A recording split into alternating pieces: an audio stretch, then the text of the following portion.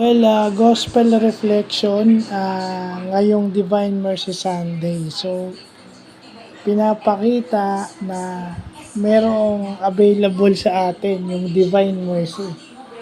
Binigay na sa atin ni Lord yun nung namatay siya. At syempre nung siya ay muling nabuhay. Pero kadalasan kasi nawawalan tayo ng faith. Di ba?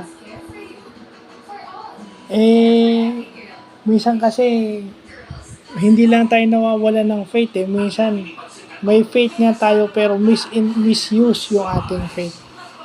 May ganun misuse yung ating faith. Diba? Misuse yung ating faith. Dahil may pananampalataya tayo nagagaling, puro na lang tayo naasa sa ganun. Pero kung ano yung bawal, ginagawa pa rin natin. Kaya pag gumaling tayo, bumabalik ulit. So, yun yung sinasabing misuse ng faith. Lumalabas lang yung faith pagka magaling na. Pero pagka magaling na, balik sa dati. So, misuse, di ba? Ay, nung sinabi, lumiit ng konti yung nagkagot ako. Pero di ba ibig sabihin, yung gamot dun sa gouty arthritis is yung gamot talaga. Magdasal ka na lang na humupa agad yung maga at yung reaksyon ng katawan mo sa gamot bumilis.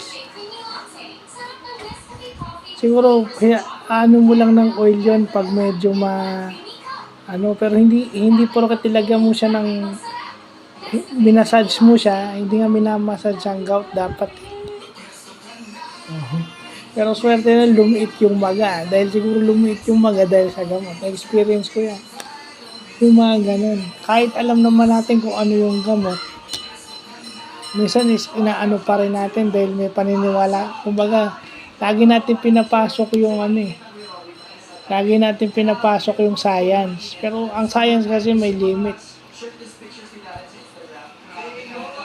So, yun yung sinasabi ko para sa akin, misuse of faith. Kasi hindi tayo naniniwala minsan doon sa Divine Mercy. Kaya ako sinasabing misuse. Ibig sabihin ng Divine Mercy, kahit gaano kalaki ang kasalanan mo, patatawarin ka. Pero dapat, ang requirement is hindi ka na umulit. So, yun. Yun ang reflection natin sa araw na to. Tsaka ang ngayon is yung nagpakita na si Lord dun sa mga apostles niya. Yun na yun yung the moment na natatakot ka, pero pag nakita mo si Lord, nabubuhayan ka.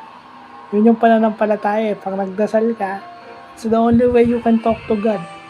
Magdasal ka. So, yun lang po.